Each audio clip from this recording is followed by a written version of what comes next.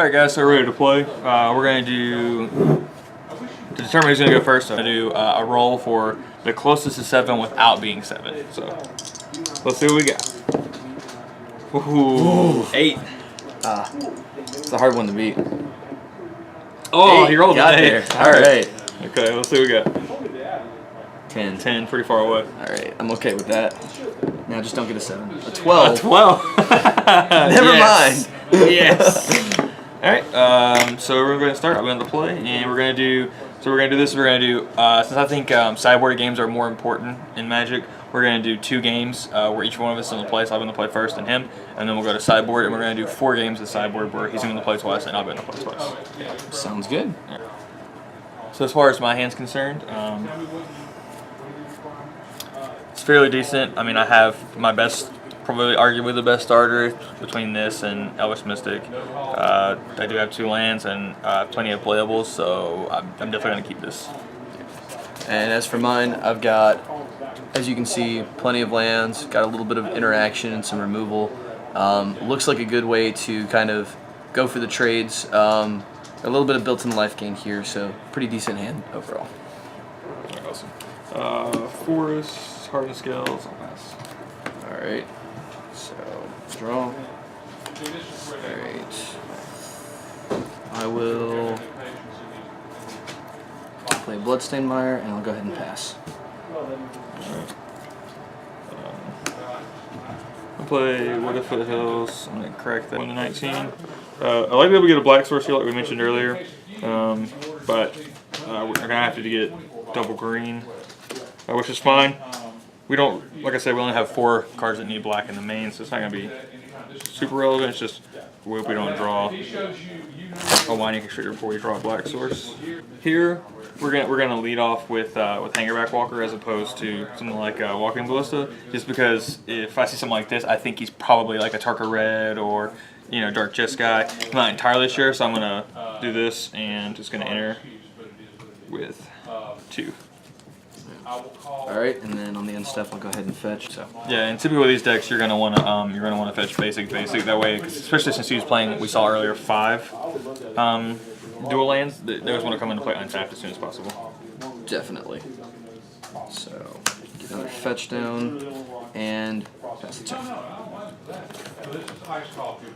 Alright, so we drew a card that's pretty awkward. We drew something that we can't cast. So I'll go ahead and show them what I drew too. So it's not where I want to be right at the moment. I think what we're gonna do is we don't want to hang back Walker.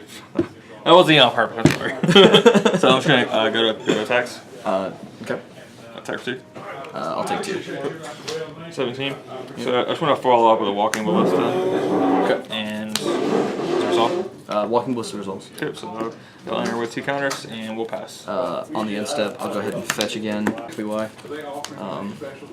So my opponent has fetched like this so far in the game. I'm probably thinking something like, well, Dark Jeskai. Dark Jeskai maybe. Right. Grixis. I mean, I see his fetches. Draw. He could be the Ensoul deck. I mean.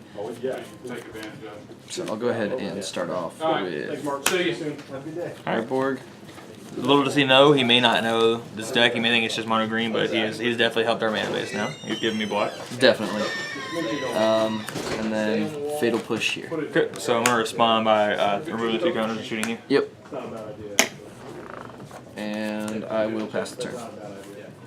So by him passing and not trying to do anything with the Hangerback Walker, that means he probably doesn't have Draconic Roar, because he'd probably use it instead of giving me a chance to do anything with it.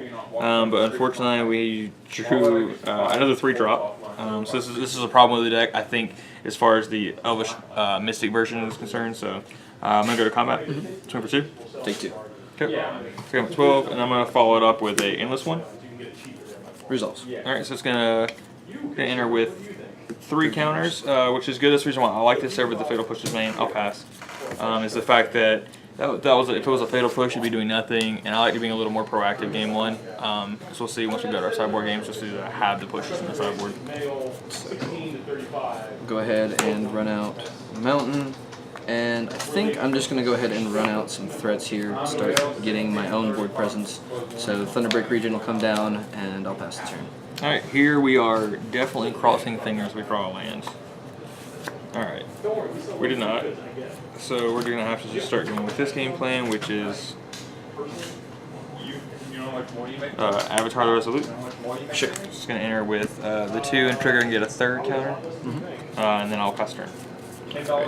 And I will untap. So now we're in a good spot because now we have a 6/5, which is with reach, which is for some reason on this card. It's already pretty good.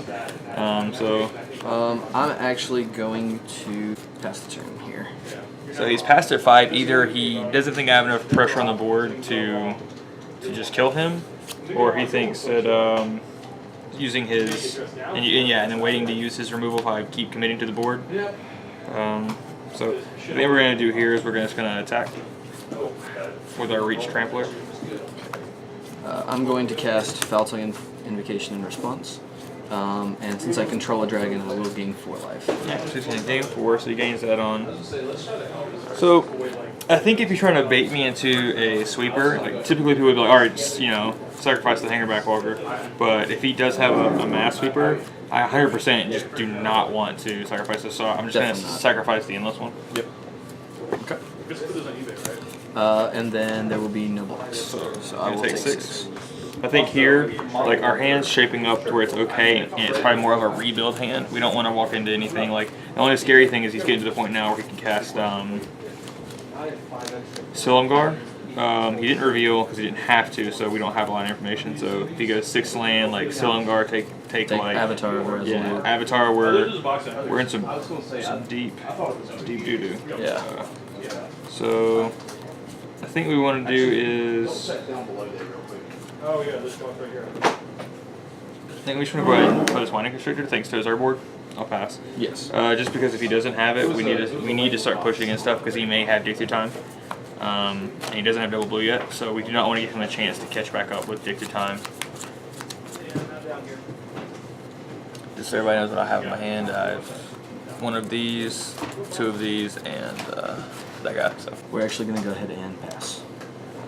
Once again. Alright, so we have to assume that he either doesn't have the sweeper or he's definitely missing his 6 land drop. He probably has Dig that's stuck in his hand, and he really wants to sweep us. So we're going to go to combat, and we're going to swing with our big guy. So we're going to block with the Thunderbreak Regent, and before damage, we're going to Draconic Roar. Okay, targeting. Targeting Avatar the Resolute. Okay, so we'll take 3 from that. Going to 16. And that resolves. Resolve. And go damage. So trample, you take 2. Yes. Take 2. Second main phase, I think we just want to get this on the board. So I'll attempt to cast Hangerback. Alright, thanks to these, this guy's in there with 3 counters. Yes. So I'll pass. Alright. So now we're pretty sweeper proof. We're still 6 land, like take a Hangerback Walker awkward. I have no idea where it is. Sorry, man. And I am not drawing that 6th land, so we are going to just run out the Thunderbreak and pass. Which is still fine because I still randomly just have like nothing with 4 power. Alright, so we only drew our 3rd land.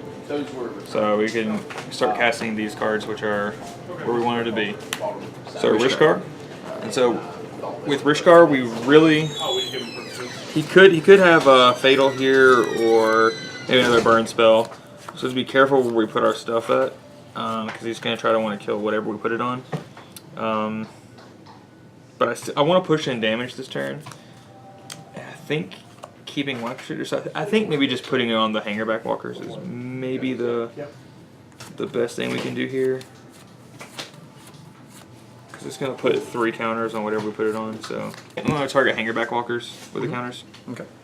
Any responses? No. Okay, so we're going to put 3 here to 6, 3 here up to 5, and we're going to move to combat. Now that he's at 8, he has the chump block, so we can go ahead and attack with the Winding Constrictor. So combat. And I definitely do have the chump block, so I block the 6/6 Hangerback. Okay, so he's going to take 7, he's going to drop to 1, and we'll pass. So at this point, the game's pretty much, as far as I'm aware, it's over because he's going to have a sweeper, we have Hangerbacks. And my guy's being tapped, even if he took one of these guys, he just wouldn't have enough blockers. Not even close. That is definitely game over. Okay. Alright, so we'll go against it. Alright, so now Oh, Zach's so I gonna also play. learned out. Not. He assaulted him. Like, Doesn't have exactly what I need to I'm just like, no, you're to leaving. survive. Okay, I'm just gonna We'll put it wait that way. out. So I'm also going to be doing it because we have one of those hands where I have Elvish Mystic in Swamp, and it's my only land. So here's what we're starting with, and I'm actually definitely going to keep this. It's a little risky, got a little bit of card filtering, so hopefully this will go well.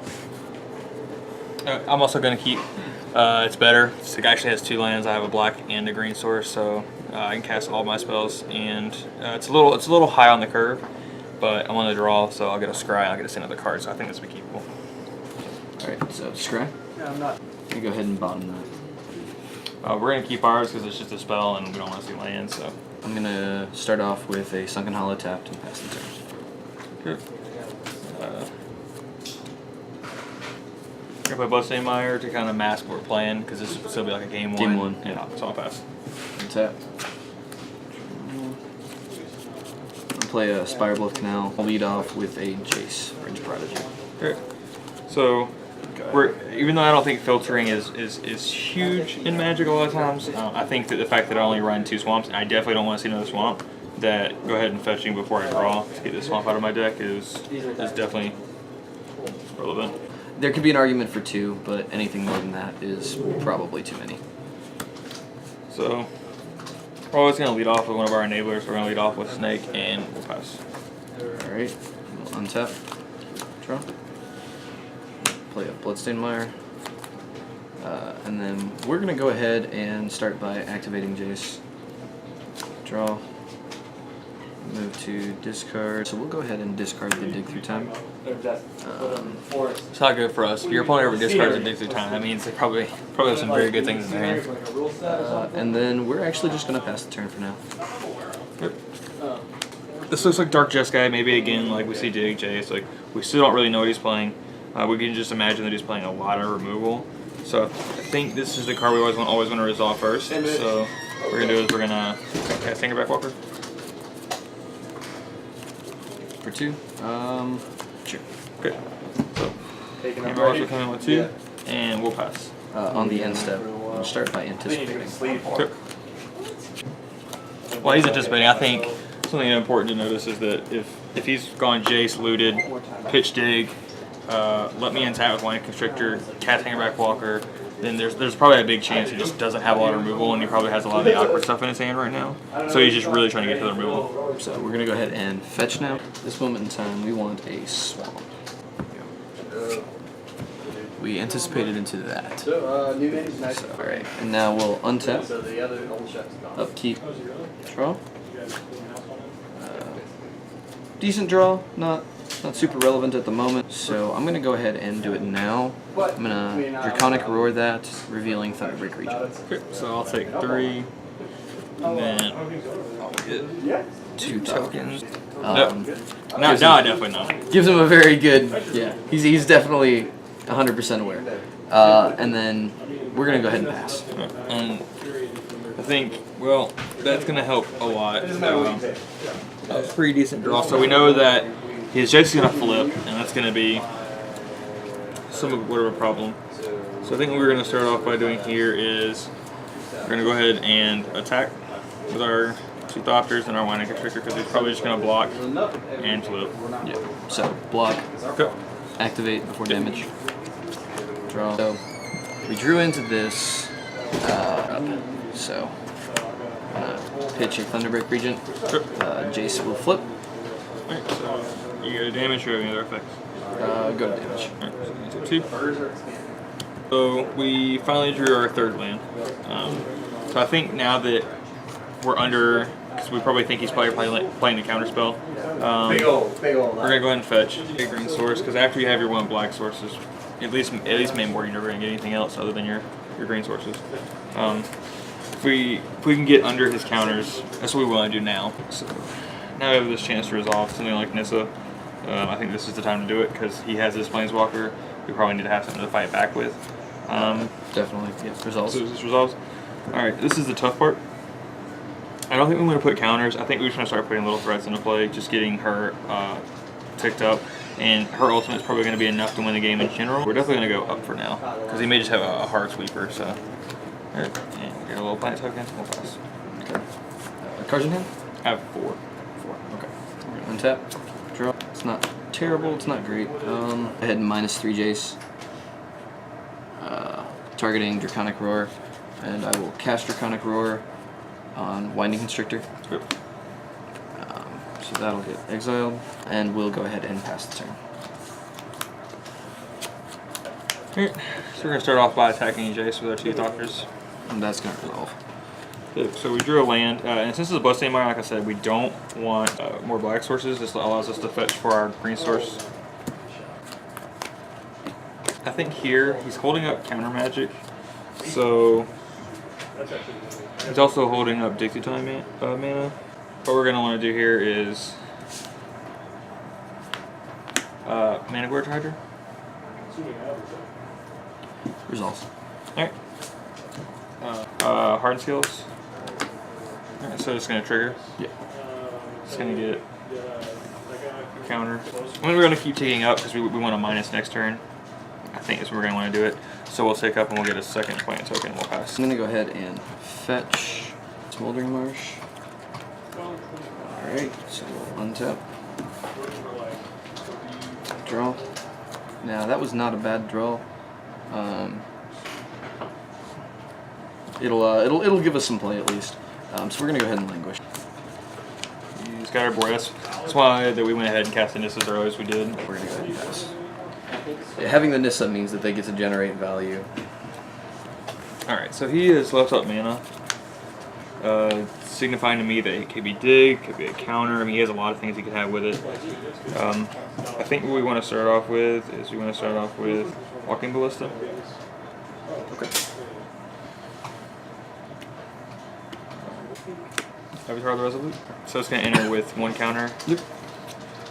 And now we're stuck between trying to get our board back being large versus still going for this ultimate. The only downside is that if he has Silumgar, I can just take it and he's just going to take my Nissa. Right. We're going to -2, so we're going to put counters on these guys. Pass. Okay. So we're going to untap, draw game. We're going to start with another Languish. Yeah, okay. Okay, I'm going to shoot you for 2. Yep. You. Good. Untap. Wasn't a good draw. We'll play a Elvish Mystic.